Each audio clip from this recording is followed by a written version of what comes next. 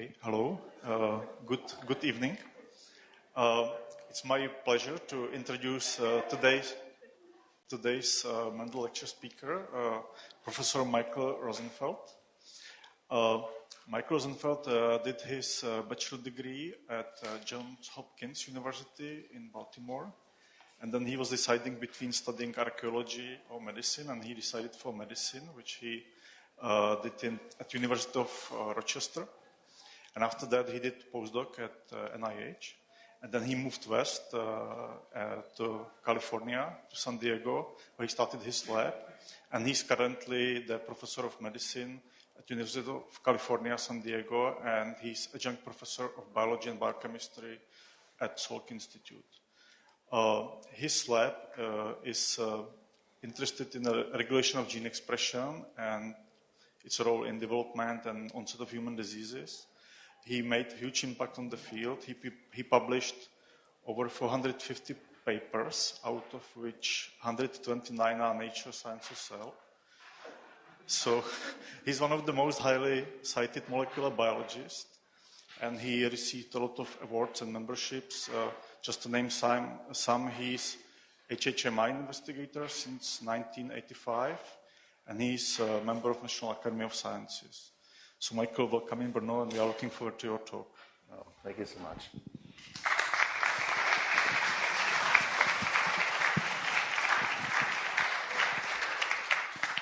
Well, good evening, and I'm afraid I'm going to pack a full talk into 1 hour.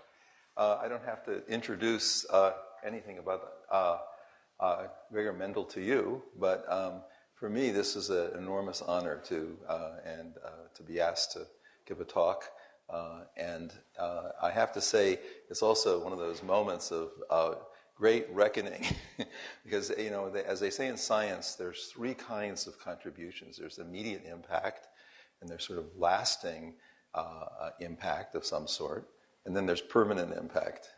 And of course, some of us get to have a momentary impact, and fewer or less have to get some more lasting impact that changed something about how we thought. But for someone to have a permanent impact like Gregor Mendel is extremely rare in science, and it's just very humbling for anybody who does science, especially somebody who's a molecular biologist, to think about what went into those initial observations. So ever since then, if you really think about everything we've done and discovered about the mechanisms underlying his observations, really it's the usual. We're really walking in his footsteps. And what I want to do today is talk about just one small aspect, which is elements in the genes referred to as enhancers. And I'm going to probably tell you more than you ever want to know about enhancers in the next hour. And of course, I don't have to review anything, but I did have the pleasure, because of this, to go back, not in German, but to read the English translation of his work. And what is so impressive is the meticulous nature of the research. It's just as we would do today. It's almost a quantitative biology. We think that Cold Spring Harbor started these symposia of quantitative biology, but actually quantitative biology started long before. And out of this came some insights that we still are trying to understand at a really molecular level. And then I put one slide in only for slightly humor, which is thinking about the social aspects of science never changes. The first thing is that it was pointed out in a number of these reviews that the first 35 years after his seminal work, there are only three citations. Now, of course, at a modern university, he would never make tenure, but luckily he didn't have to deal with that. Okay, and then, of course, I think a very remarkable thing to me was the integrity of the people who later independently found the same type of observations to come to realize the original work of Gregor Mendel and the idea that they shared and gave due credit. And the third thing I find rather amusing, but probably is not considered amusing here, was that there was now in molecular biology, we're very dominated by informaticians. And, of course, everything is scrutinized for the precision of the statistics. And here's a person who made sort of a little mini-career out of writing many little papers, sort of saying how there was something very suspect about the numbers that had been presented in those work. And I find it very interesting to know, even then, there are those who create the new science and those who make a profession of looking at the trivia instead of, really focusing on the major aspects of discoveries. So today I'm going to try and go through some aspects of these functional elements in the genome called enhancers, which themselves have a relatively short history of some 50-some years. And these elements, as I'll try and go through in a talk that probably is too ambitious, are very important in cell type determination. Then they serve as sensors for all the signals that we encounter, and therefore changes the function of cells. And I'll try and say a few things as examples in specific disease and in a very fascinating topic is that this, of course, completely remains unclear, the origins of mammalian biological aging. So I probably need to not tell any of you that we all start with one genome, and yet all the cells in the body, all the cell types, are different, and that in part is because of these elements in the genome that are informational, and of which every cell harbors about 50 to 80,000 of these elements that are called enhancers. And what that means is that they increase the transcription of genes, which I'll try and discuss which genes, downstream. And about half of these in every cell is cell type specific. So what's very interesting is you have to give birth to a series of enhancers in a very cell type specific way out of the common genome. And how do we do this? Now, in this era of very global genomics, a lot of marks are now known, so we can sort of identify who's an enhancer in a faster way, at least predictively. Well, there are certain histone marks, I won't bore you with all the names, but particularly mono and dimethyl histone H3K4 and an acetylation of K27. And those marks, along with other things, mark these enhancers. But another thing that marks them is, as I'll try and go through, is the presence of a transcript called enhancer RNA, and I'll come back to that. So these enhancers then control the coding genes, and so it's a program. And since each cell would harbor 25 or 30,000 cell type specific enhancers, then a lot of the program that makes that cell the cell, now we know genetically that it's because of these enhancers, because in mice we can put the enhancer back and it can recapitulate the expression in just that one correct cell type.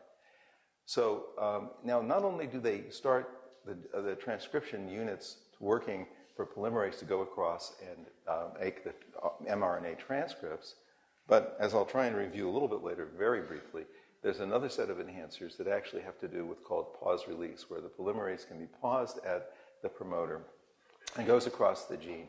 And yet the information that let it do it, at least in large part, is present in the enhancer of these transcription units. So in addition to this, we have to interdigitate this with all what we know about activation of gene expression. And that is that there's now literally several hundred, many hundred, of these large complexes, which we have in the past called co-activators or co-repressors. And these contain a number of proteins, and many of them, we realize now, have various enzymatic functions. And these together, combinatorially, make the enhancer work. Now, it's a very big mystery why it makes it work. Because, in fact, there are hundreds of these. These are massive complexes. And yet on any given enhancer, there might be the operation of many, many of these. So how could they all be there at the same time? Well, we don't think they are there at the same time. We think there's a dynamic exchange that's occurred. And so essentially there's a little clock that's operating to get this enhancer to work properly. Now, if that isn't enough to think about, there is, of course, the fact that all this is occurring in the context of the nucleus. So the chromosomes themselves, although they look, enormous, some of the spatial distances between regions, such as enhancers, can be very, very small in three-dimensional space. And in addition, the nucleus contains architectural structures, which we're still trying to understand, discovered for more than 100 years. And the question is, what's the relationship between these enhancers, this three-dimensional architecture, and these structures, the function of which still is enigmatic, but it's just assumed to play some role in the biological output that we see. So how do enhancers get born?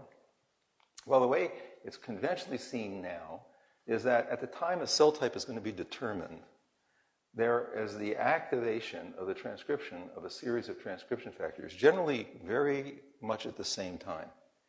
And these cooperatively bound to the region that contains DNA binding sites for these proteins. So this is the region of the center of the enhancer. And that causes the activation of the enhancer. And as I would have to say, for many, most, or all of these enhancers, there's actually the transcription of a non-coding RNA, which is now often called enhancer RNAs.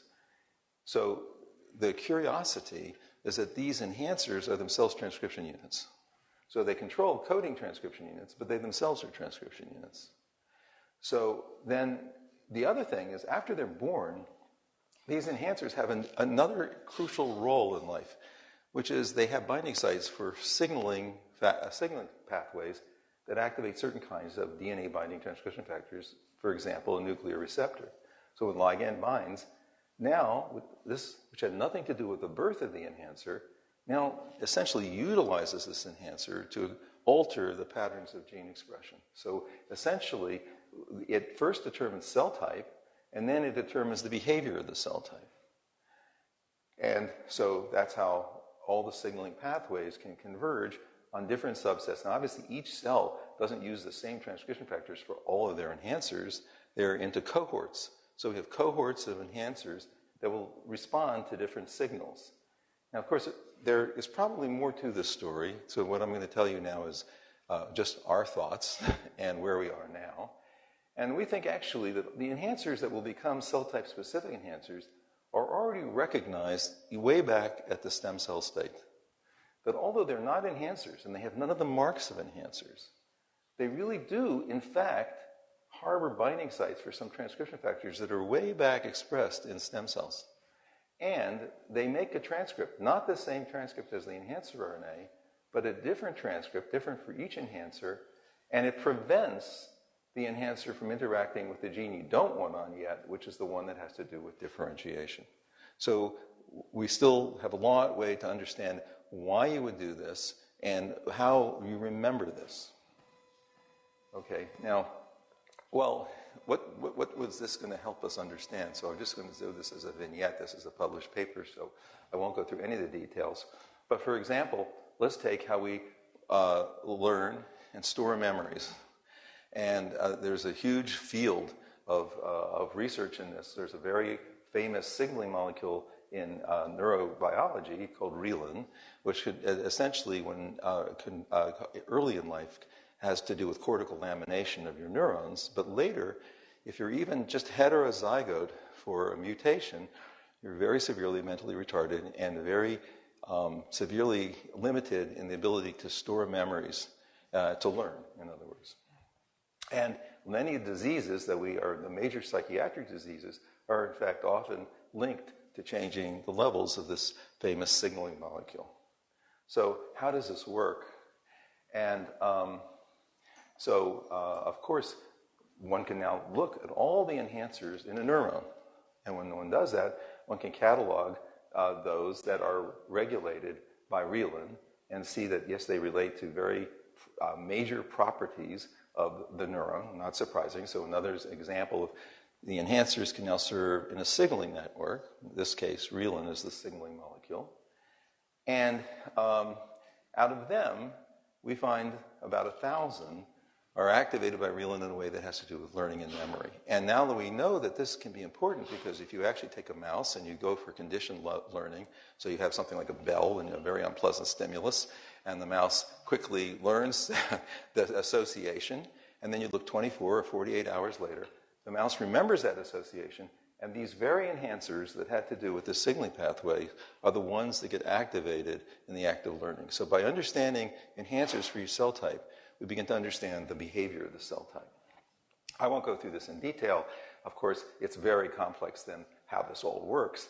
The enhancer that regulate these genes are controlled by a pathway that controls in the synaptic vesicles that the Reelin induced receptor, one of which is LRP8, and another one, a very famous receptor, the NMDA receptor. And these two talk to each other. I won't go through into it at all. And we can begin now to know the signature of why these enhancers came on. We know that the intercellular domain of this protein gets there. We know that certain other factors are there. We know a signaling pathway turns on yet another protein. And we know that these two enhancers, these two receptors, have to each inform each other to work properly to have a memory. So by understanding the enhancers, it also gives us a clue of where to look for the signaling pathways that underlie something. And I'm going to get back to that later when I talk about senescence. Okay.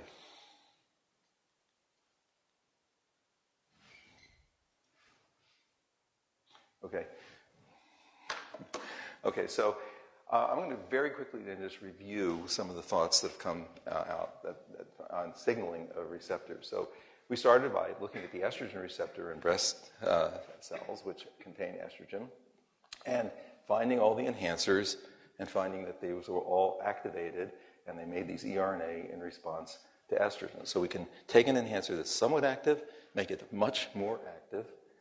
And now when we start thinking about what happens next, I'll just say that I think all of us have realized in the last decade, let's say, that the way of thinking about transcription in a one-dimensional way, a line on a paper with transcription factors, gave way with the idea of nucleosomes and a structure of chromosome to a two-dimensional view.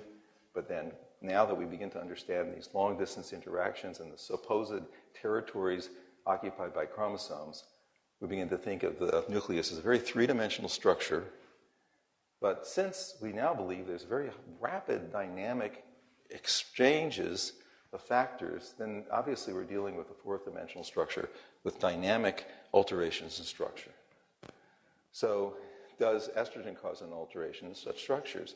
So, of course, what came out of this study is that the receptors, the estrogen receptor, already knows where it's going to bind in the genome, which includes a number of enhancers.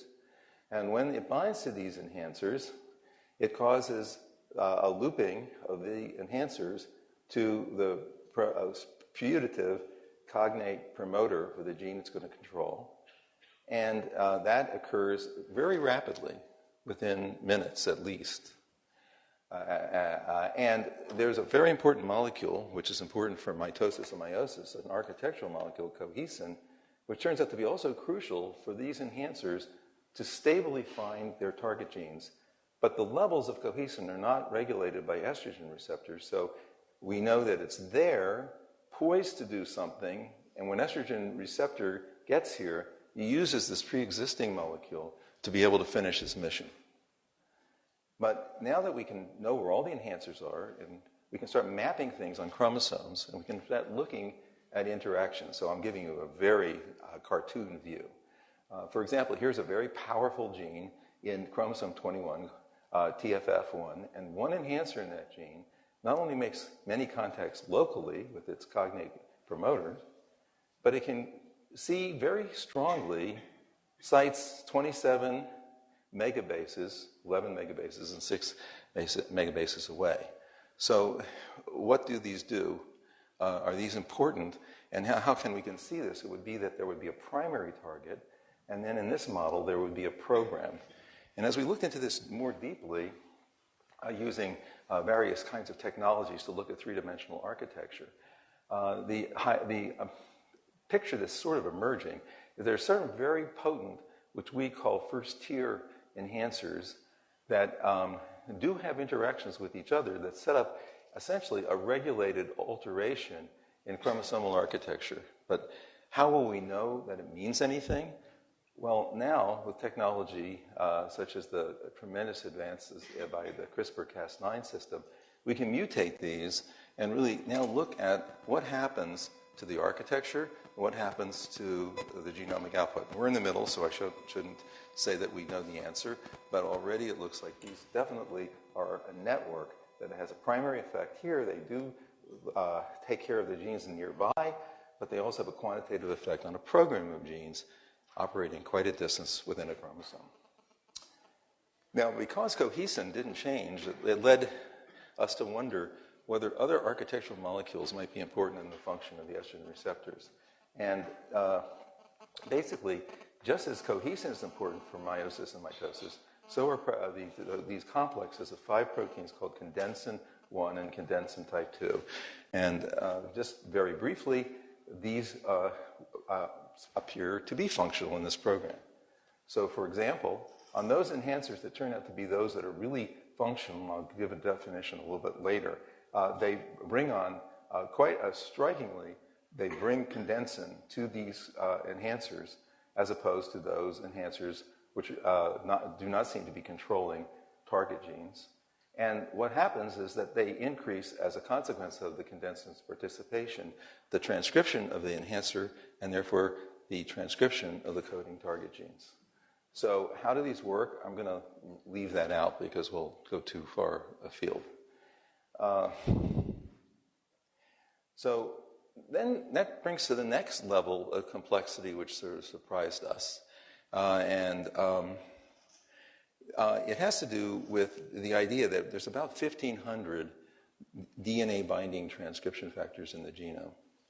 And when people start analyzing, as they do in the ENCODE project, where they are, they sometimes seems to cluster in certain areas which are enhancers. And they actually have been thought of as kind of hotspots. Well, I'd like to tell a very brief story for the estrogen receptor of how we see this. So in the case of the estrogen receptor is a DNA-binding protein. It has a cognate site on its enhancers. It turns them on. It has what's called a pioneer factor that helped it bind, which is a forkhead protein called FOXA1. But to our total surprise, it turns out that it also coordinates the construction on the enhancer of a complex of DNA-binding transcription factors, including retinoic acid receptors alpha and gamma. I didn't draw the RXR. A GATA protein called GATA3, and some famous proteins like Jun and Phos and AP2 gamma. As it turns out that these do come in not because they bind DNA, because of protein-protein interactions. And when these bind, they assemble the rest of these, including the DNA PK, which is part of the DNA damage repair. So a lot is going on here where you're making a complex, a very large complex of DNA-binding transcription factors, and it helps understand a conundrum in the ENCODE project. Because people began to complain, oh, well, there's a problem in the ENCODE data. Because if you look at all the sites where people say, oh, look, protein X binds these sites, and you look for the signature of that DNA binding motif, it only is there in about 50% of the time. So is that because the technology is wrong, because the antibodies are misleading us? Or I would say now, it's probably mostly because most DNA binding transcription factors can only bind to their sites based on a DNA element, but they can, under the right circumstances, bind to other proteins that have elements and make these complexes. And are they important? And do they not need binding? I won't go through all the data. This is a published point. But by doing the kinds of mutations that don't change the structure, but do prevent proteins like RAR or GATA3 or et cetera from binding their cognate sites, we can see that they get to these sites even when they can't bind their own DNA binding sites. And that's true for all of these factors, which really do come to the enhancer. Either we can't prove it's on the same enhancer, but we can do the function of it, and we can find out that without the RAR, alpha and gamma, or without, then we will affect both the enhancer activation and the target gene activation. So this complex is not only formed there, but is functionally important there. And if we do what are called two-step chromatin immunoprecipitations, at least we can say that at least several of them are there at the same time. These two guys have to be there at the same time. We can't prove that all of them are at the same time because we don't have a good enough technology yet. So we can say that there could be populations that have some combinations of these or all the enhancers. Now, we call this the megatrans for mega transactive transbound DNA binding transcription factors. And then we can catalog which of the enhancers have this on it, and are they your best and most functionally active enhancers, and that's what it turned out to be for the estrogen receptor. So now you can almost use this as a diagnostic. If you go back to that chromosome 21, and the ones I showed you that had this first-tier interactions, they're the best marked by this megatrans. So that brings me to thinking about another aspect of regulation, which is that, of course, many genes go up, but many genes go down. And I'm just going to tell you one story of how that works for the estrogen receptor, but I want to comment there are hundreds of co-repressor complexes, and many other mechanisms are used in the genome. I'm going to tell you just one that has to do with enhancers. So in the case of estrogen effects, as you can see, there's about the same number of genes that go up and go down. And if you look at the enhancers, there's about some where the enhancer RNA is activated, and an equal number practically where the enhancer RNA is decreased. Well, how do we know which one's which?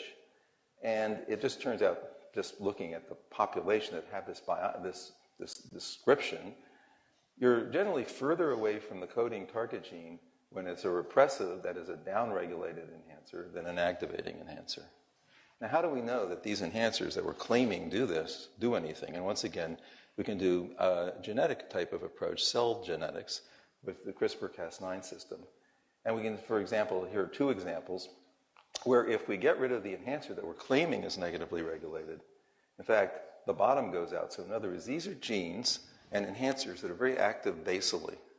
But if you give a signal, instead of going up, which is the upregulated program, they go down, and these enhancers are needed for the gene to have the basal activity. So you really are the regulatory elements that are having to do with the estrogen downregulated program, a large program of hundreds and hundreds of genes.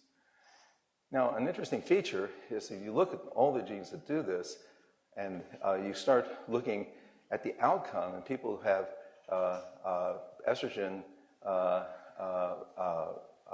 receptors initially and are treated with tamoxifen, what's very interesting is that the most statistically significant of these downregulated genes correlate with the fact that if you don't fail to prevent this estrogen-dependent repression, they're the most correlated with poor survival.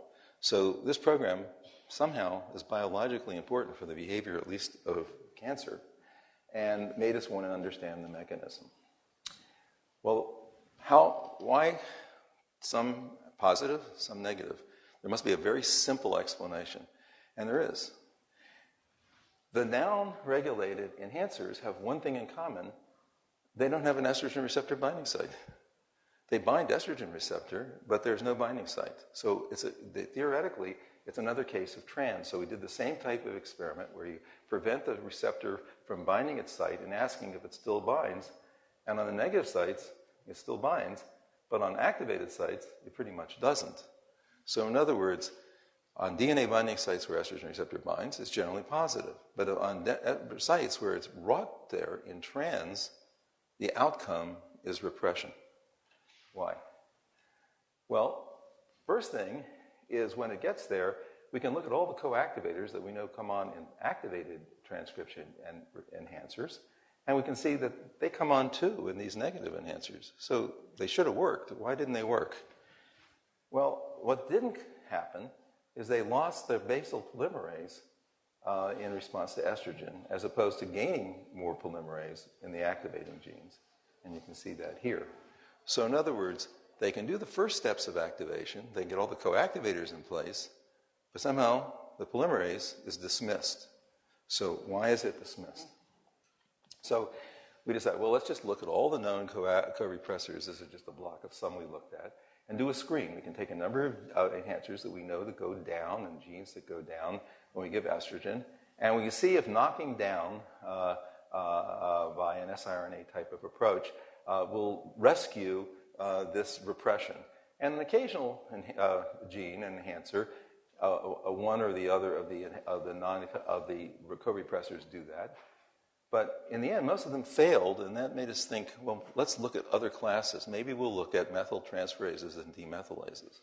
And when we did that, we found one of the demethylases for what's a mark that's generally thought of as H38K36 trimethyl, which is a mark of regular elongation usually, which is not seen on enhancers. Yet this knockdown across the board seemed to reverse or partially reverse the repression. So what's this demethylase? How can we explain this? Well, the first thing we can do is see if it needed its demethylase function. So that's easy. We can make a point mutation that completely kills this demethylase function. And we can do kind of experiments to find out whether the presence or absence of the demethylase function makes any difference to these target genes in terms of what happens. And in every case, you still had the same effect with the knockdown, whether it was demethylase activity positive or negative. So it's not its enzymatic function. So what could it be?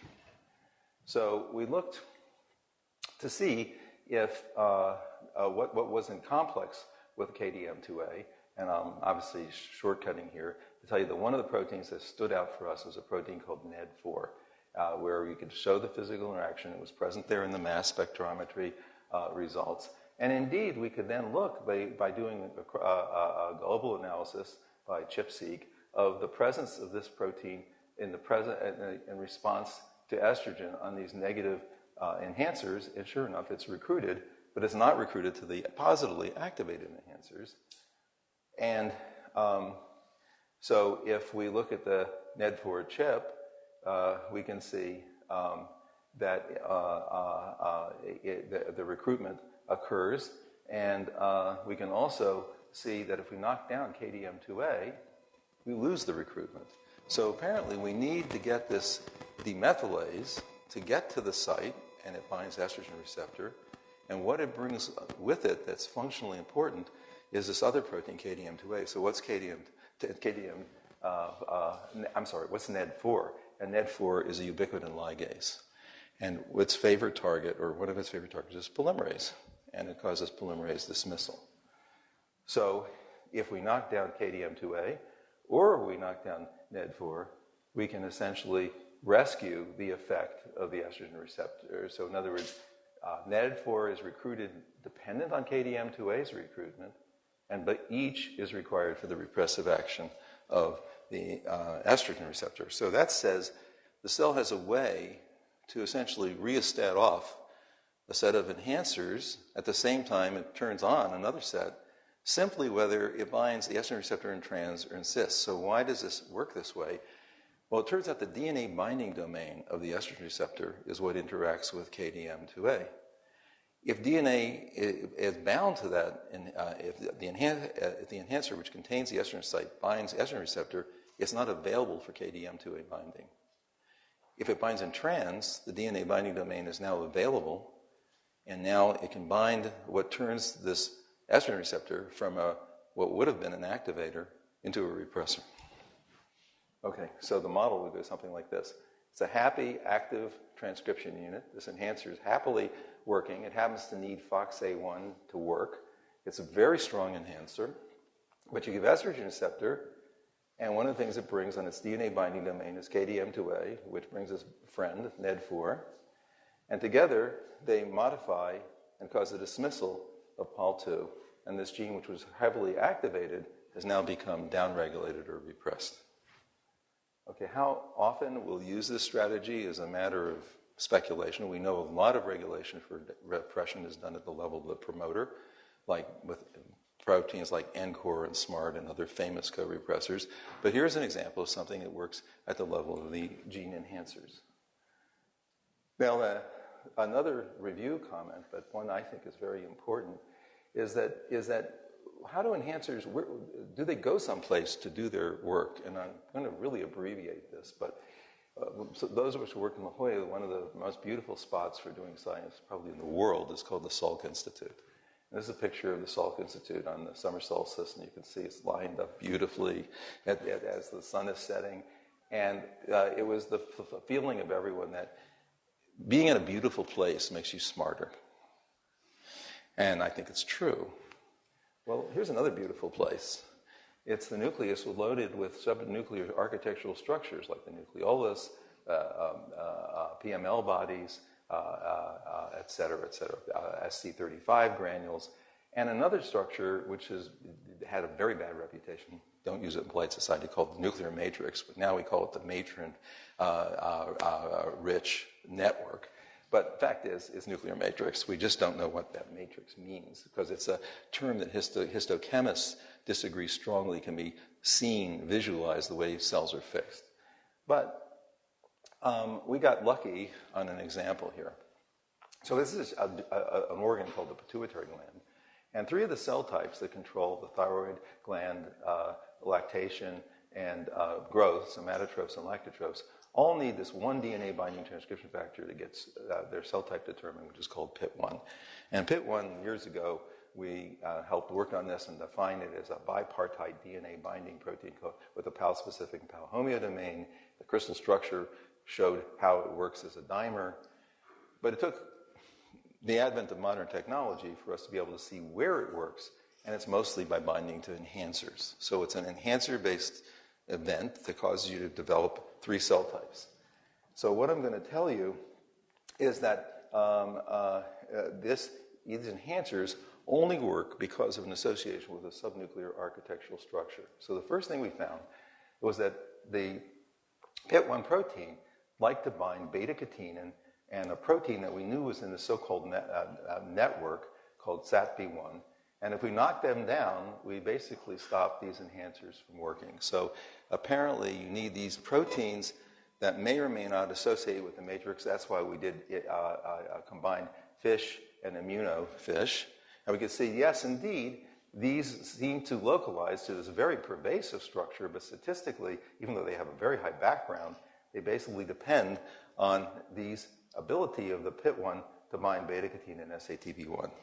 Now, there's a disease that had been discovered in human population, which caused basically combined pituitary deficiency. Those 3 PIT1 dependent cell types didn't work, and it was 1 amino acid difference at the end of the PAL domain. So, in other words, in a region that didn't contact DNA, but was in the helix area right next to the DNA binding site, that was presumably available.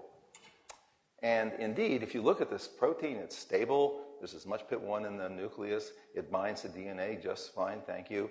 But what it doesn't do is it doesn't bind these beta-catenin and SATB1 or HNR/U. It's not binding things in the matrix anymore. So this 1 amino acid has disrupted its ability to make this 1 contact, and then it doesn't seem to work. So I know this is a horrible slide, but so we had to do a rescue experiment, and I won't go through it in detail. But just to say that basically the idea is that the mutant protein doesn't work like the wild type.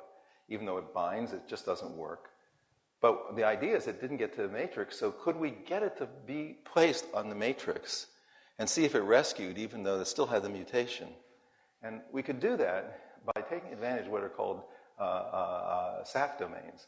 So there's a description of a small amino acid sequence and certain matrix-associated proteins that essentially allow them to bind to the matrix. So what we could do is we can introduce this in a control way to the wild type and to the mutant receptor, and we could ask if the mutant receptor, which doesn't work, now had an ability to bind the matrix, would it now work? Now it works. So in other words, one of the features the enhancer has to do to work is to get to an architectural structure in the nucleus, somehow. And therefore, the idea would be if everything's working and PIT1 binds beta-catenin and it gets onto this network, happy, turns on the genes, things are working. If it has 1 amino acid that just precludes this 1 ability to associate with the matrix, basically it's no longer effective as an enhancer, even though for all the other criteria, it should be working as an enhancer. So, of course, we like to speculate, and this is pure speculation, that this would be a more common rather than an exception. that basically enhancers and enhancer networks go to specific places and have to go to specific places in order to fulfill their mission of gene activation and regression. And so this is, to us, it's going to be a lot of work to try and test such a model. Okay, now the last thing is I've told you a lot about regulation and the role of enhancers, but so I have had the fun of interacting with a few scientists who are interested in a completely different field of which I know nothing, which is aging. And as you may know, there's a huge number of models. Many breakthroughs have come from model organisms with genetics that tries to argue why we age. And the debates go on and on in the field. It's DNA damage, it's inflammation, it's this and that, so I won't regale you. But it's a very interesting question that we begin to think about is, well, we have a program to determine ourselves, and after we're determined, we have signaling pathways that make cells do A or B or C in response to signals. Why shouldn't we have a signaling pathway for aging, whatever that is? And therefore, could we study this in any way and try and see if enhancers or some aspect of enhancer behavior could correlate with mammalian aging? So, of course, that's a tall order. And so we're going to start with something extremely simple, which is replicative senescence in cells, in fibroblasts cultures, primary fibroblasts. And we know that after a certain number of generations, they will stop growing and eventually look very senescent, or in California, as we'd say, they look bad. So, okay, now having said that, we can now catalog with global genomics what's going on as you go through cellular senescence. And indeed, as you go through, so for the first population doubling times, for many generations, 40, 50, you're pretty good. You're still dividing quite well. Then you start going down, and just as you start going down, you start turning on a large set of enhancers. How many? Hard to say because it depends on when you make a cutoff. So we're going to make the most stringent cutoff possible, which is about 3,000. And that continues to go on. You get more that come on, even after that, as you go into frank senescence. Okay, so there's birth of enhancers. And you look at the genes that change, and they have something quite in common. Almost all of them change because what's known as promoter pause release, at least in part. So that is genes in which there's a stalling of the large location of the polymerase at the promoter, which is then released to go across. So as you senesce, the genes that have these gained enhancers, and you're going to see my flaw here in a second because I haven't proven to you that those enhancers, now they start transcribing more than they should. There's another set that does less, but we'll leave them out for right now. And so they transcribed more, and it's by pause release. And we're in the process of doing a huge genetic screen to see that it is these enhancers that change that are important for this function. So I wished I'd had the answer today, but we don't have that data. But one of the things that's common about these enhancers that are correlated is that they largely have a huge percent that have NF-kappa B sites, especially in the late senescence as we get to look bad. Now, most of the enhancers that are coming up and these genes that are changing and being pause released have NF-kappa B bound enhancers that have become more functionally active with age. Now, in parallel, this is all done, by the way, by two people and two labs. I'll tell you about them in a second. And basically, the next thing they want to do, Tom Suter in my lab as a graduate student, he decided to look at all available histone marks and see what he could see would happen in aging. And basically, he found that there were very few things that really came up as changed. One of them is a mark that is called histone H4 R3 symmetrical methyl, which is related to pausing and repression.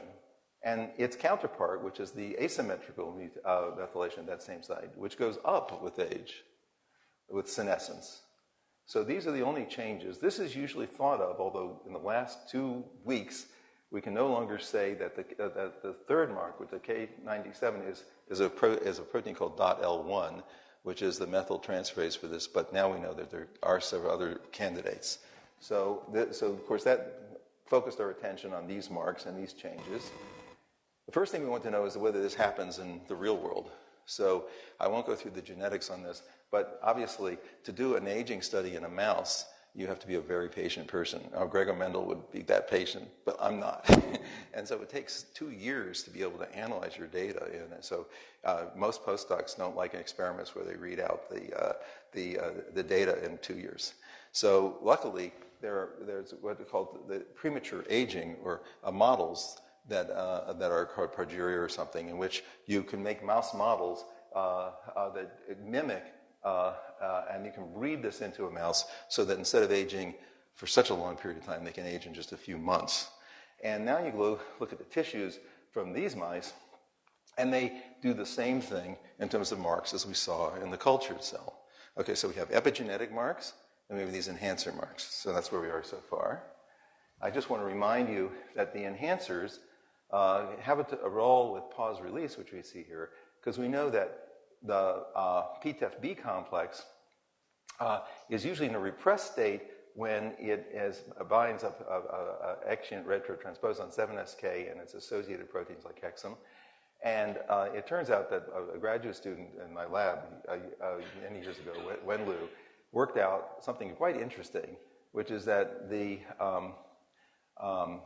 H4R3 symmetrical methyl mark is actually read by 7SK. And it's, therefore, if one gets an enzyme called JMJD6 that has a very interesting property, which is it can first remove this mark, and secondly, show that the 7SK RNA is essentially has a methylated cap, and it's also demethylated by the same enzyme. So here is a Jumanji protein that is an RNA demethylase and a protein demethylase.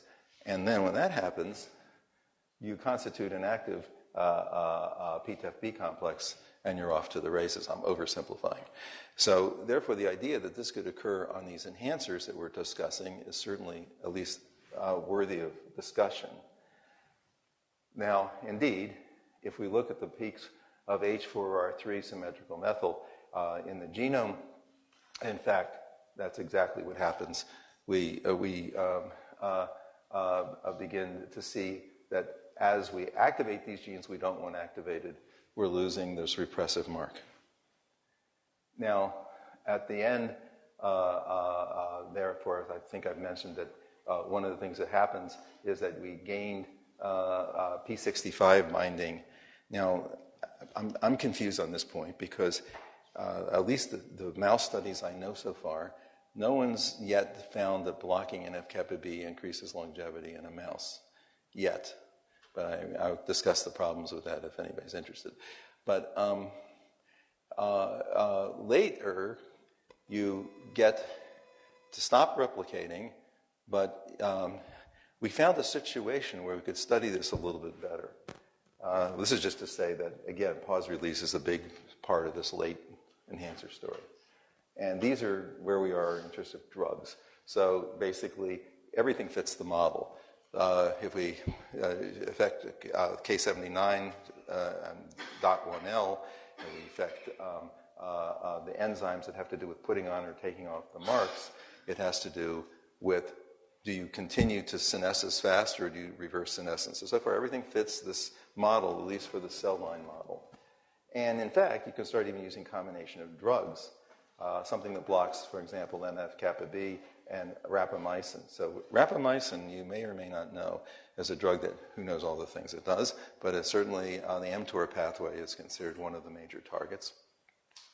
And it's very clear from a number of studies that if you give a mouse rapamycin, it definitely is an increased longevity. So it's one of the drugs, one of the few drugs, that at least has beautiful animal data behind it. And it looks like if we blocked NF-kappa B, things would even be better. So we went through rapamycin treatment, and as is to say, of course, just as you'd expect, when you give rapamycin, you can continue to divide nicely, much longer than you can if you don't give rapamycin, but eventually that stops. And you now don't replicate anymore, but the cells look wonderful. They don't look old. If you get rid of rapamycin, in 10 days, they look like Dorian Gray in the movie. They've aged completely. They look terrible. They're making toxic products, which are called SASP. So they're very bad. So what happened? I will not be able to answer this as a rhetorical question. Well, we can start doing techniques, and I won't go through all the technology, which are called high-C, or which we have a modification that you can do on very few number of cells, so we can really study it without having to wait, years in the incubator to find this. And the bottom line, normal cells, as you start senescing, for those who know they're called AB boundaries, which is crudely more open or more condensed chromosome. And indeed, you get worse and worse as you get older. Starts at certain chromosomal regions, spreads there, then others. Finally, it looks terrible. But if you give rapamycin, it never progresses. This doesn't happen. But when you withdraw rapamycin, at the end, when you go from looking great to not, it doesn't change. It still looks wonderful, but the cell looks terrible. It looks terrible. So it looks like it's a transcriptional program, although there is this huge chromosomal architectural feature which we have to deal with, and I don't know how to think of it myself. But at least we can now begin to think about the transcriptional program that's driving that last step where you're making very toxic things, and whatever it is, that seems to link to NF-kappa B. So I think, don't jump out and take any drugs yet, but the idea is, there might be a way, because the balance is, if you don't have senescence, then you can get cancer, right? So the question is, when do you perturb the ability of a cell to divide and not divide? When is it safe? Is there a later stage where replication isn't an issue, where then maybe you can change the transcriptional program that's causing damage? For example, fibrosis of the lung is mostly due to senescing cells that are making very bad products that are taking the other cells into a very toxic state. Probably the same is true in the brain. When glial cells and microglia do bad second messengers to the neurons, that's when neurodegeneration goes crazy.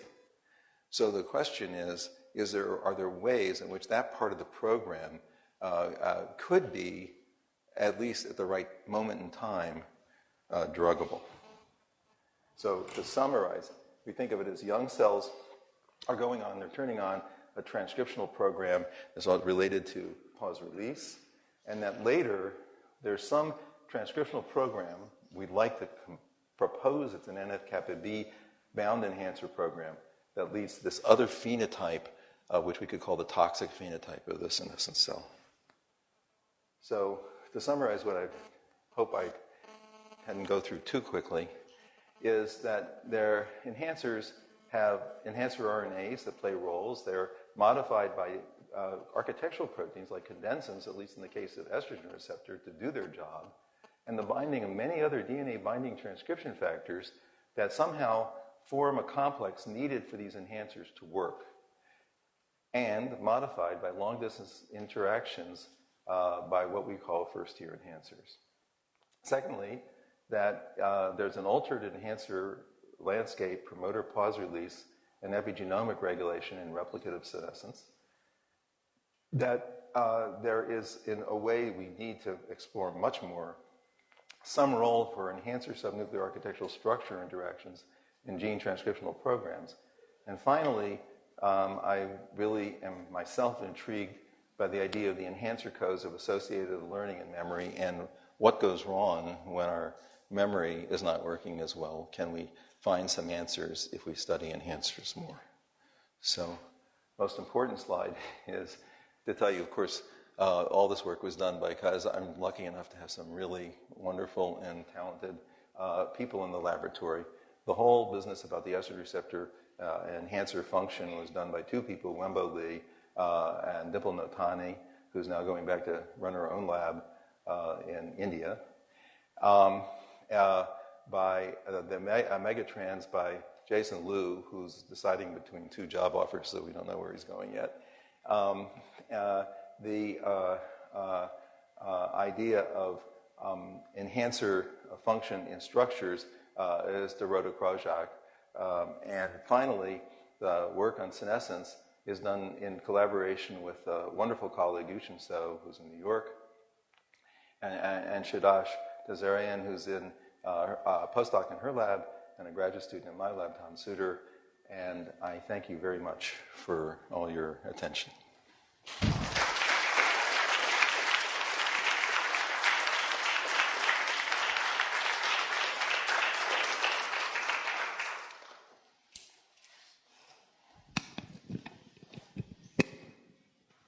So I thank Michael for a beautiful talk, and now do you have some questions? Okay.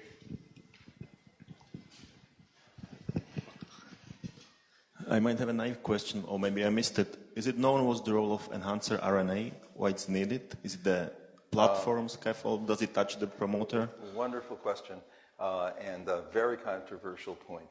So I have to say that we came out on the side of well, I think one thing is true, and then there's a question you asked. Our enhancer RNAs, they have function? Yes. Why? Because we know if you don't have the enhancer RNA, the enhancers work very poorly. Then you ask the more cogent question. Is the RNA itself doing something specifically, or is it really an architectural effect of having a transcription unit that's actually secondarily determining this function? And the thing that's so frustrating here is that we have not, and not for lack of trying, we have not been able to find a way to block looping completely free of changing transcription of the enhancer. So so although our data would argue that the RNA does play a role per se, I cannot make a strong case for that. So it's open. Thank you. Yeah. Okay. Another question? If not, well.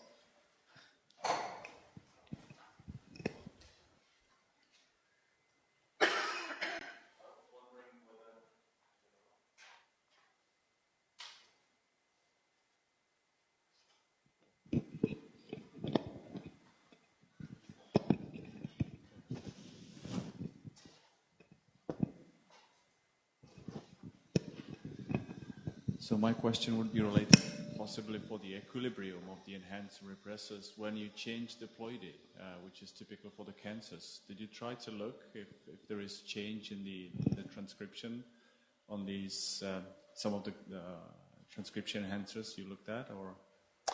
So the question is, what does ploidy do? Yes. That's a great question, and not an easy one to answer either. So the only way you can do that is RNA fish on single cells at the moment, right? Because otherwise you just get an average.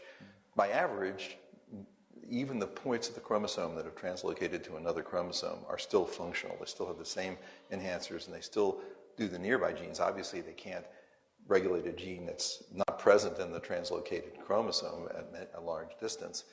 But actually, we feel in order to really answer this, we're sort of biting the bullet and trying to set up a technology where we can do single-cell real-time recording, which, because of signal-to-noise, is you can, after a year and a half, I can tell you, we've gotten to the point where we can get multiple repeats easily now, but we are really having trouble on single copy getting the signal-to-noise to be clean enough. But then, when we have that, then I can finally answer your question. Thank you. Yeah. Actually, So there is debate about a nuclear matrix. Oh, yes. So what are the components of nuclear matrix? Yes. So you mentioned metrin 3. Yes. And you also mentioned condensins, which are also probably nuclear matrix. Yes, because I didn't throw condensin into the argument, although I believe it will be true. Yeah. Yes. So I just wonder what's the relation of your results with condensin and this metrin? It's a really great question. Can I beat around the bush a little bit, because it's not going to be easy to answer your question. So first of all, condensins are many places, right? So they're in the so-called matrix. Secondly, in another controversial area, it's been thought that chromosomes have what are called boundaries in them, right? This is mostly a computational result, that there are interactions over certain regions, and then there's places where very few interactions cross, and then there's another region of great interaction. And there are about 2,000 of them in the genome. It's debated what they mean. It's debated whether they're constant. The first paper said they're common to every cell and unregulated, but there are now more recent papers, and we would say they can be regulated. We have a case of a disease where we think actually they are regulated. And they are rich in condensin, and then there's condensin enhancers. So, of course, the problem one has is whenever it does an experiment where you just perturb condensin, the outcome is always in debate. Which of the many places where it bound was the functional reason for the result? So although I really do like the idea that condensin and HNRNPs are crucial for the functions of this matrix network. Now, of course, it's not the only matrix network, because there's also other types that have to do with the diseases of aging, right, where we start perturbing them, and they're not the matron-4 matrix. So I think we're really... the problem, I think, is hold the field up is that the way matrix is defined is an insoluble material that you pull out and then you try and in some way fractionate it to see all the different complexes. And so far the data is very confusing, and we are not by any means leading the charge in that area, but we're working very hard at least to try and understand the difference between the matron network and other matrix structures that might have to do with other functions like repression. So I think it's a great question. Unfortunately, I can't give you a great answer.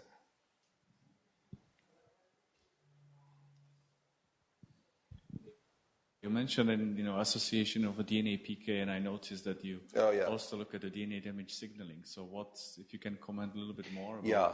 So, well, an area that has been an obsession with a few people in the lab now who are going on to set up their own labs, has been the relationship between DNA damage, repair, and transcription. So I'll give you our bias, because that's all it is.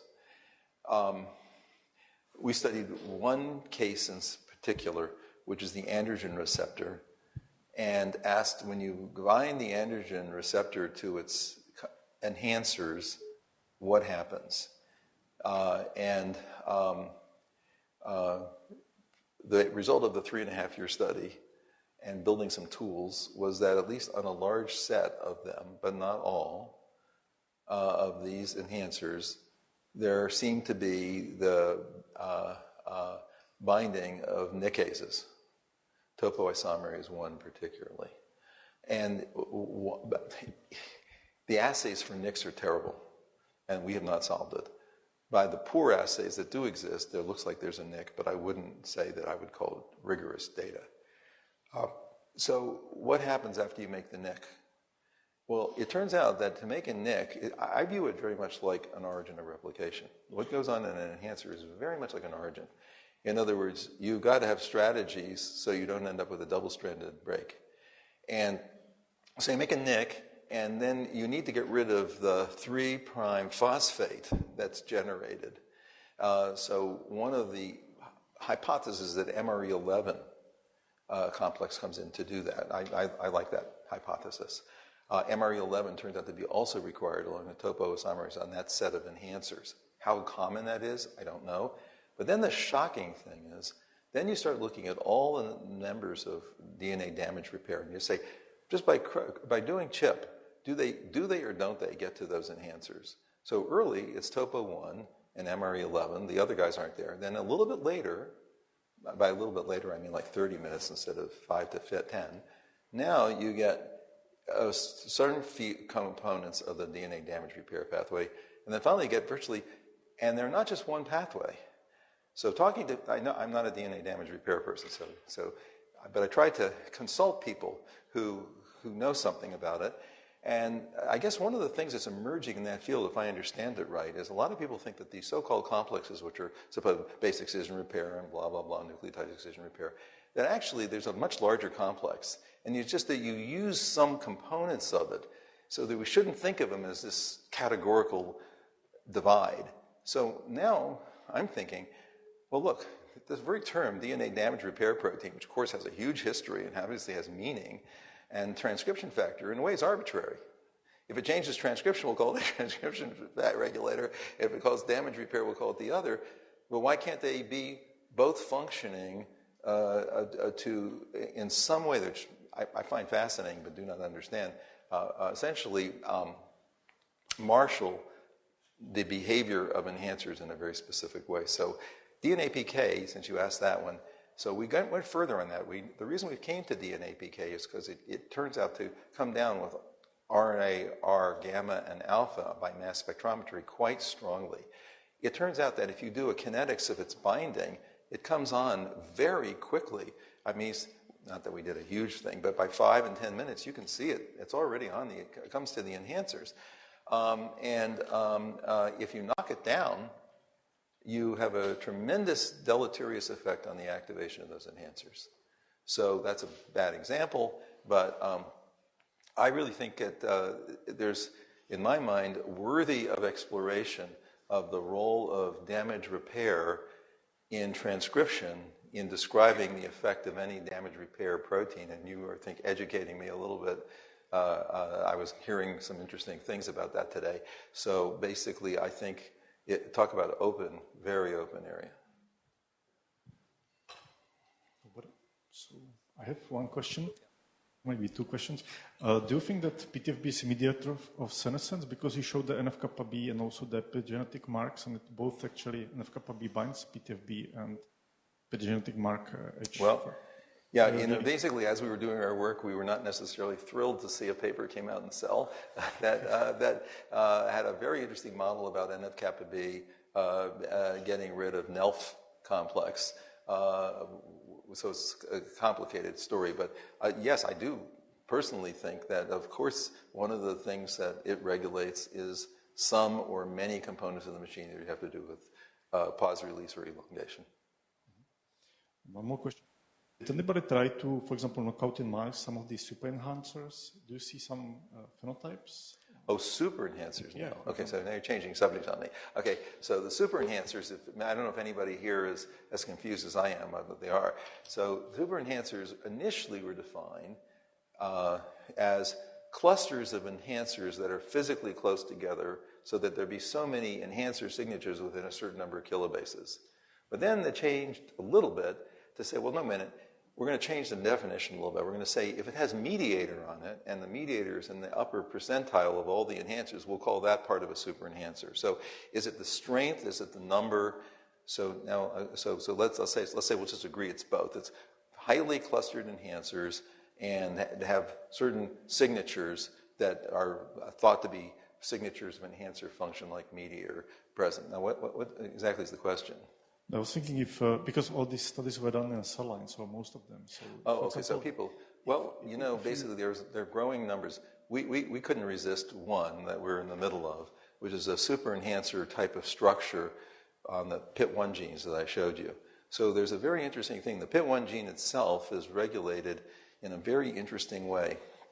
There are 5 enhancers, and depending which day of development, one of them is on, then the next one's on, then that one goes off, then finally you turn on another one, and you need that one to stay on as a mature cell. So what we've done is, in the mouse, taking out each of those enhancers and find out what happens. So far the data says that it's really a sequential requirement. You need enhancer 1 to turn on enhancer 2, temporarily. If 2 gets on, things are cool, then you need it to turn on 3. Then you need 3, or you're for a long time thing. Much later, you make a weak recovery as other enhancers begin to gain strength probably in some kind of a compensation mechanism. So my view is at least for development of enhancers, there is a code of temporal regulation, at least for some of them, that exists. But believe me, everyone's doing this in a million systems right now, so we'll find the answers pretty quickly. So if you have no other questions, I would like to thank you for the talk. Thank you. And I would like to give you the Mendel Medal for the lifetime achievement in science. Thank you so much. Thank you.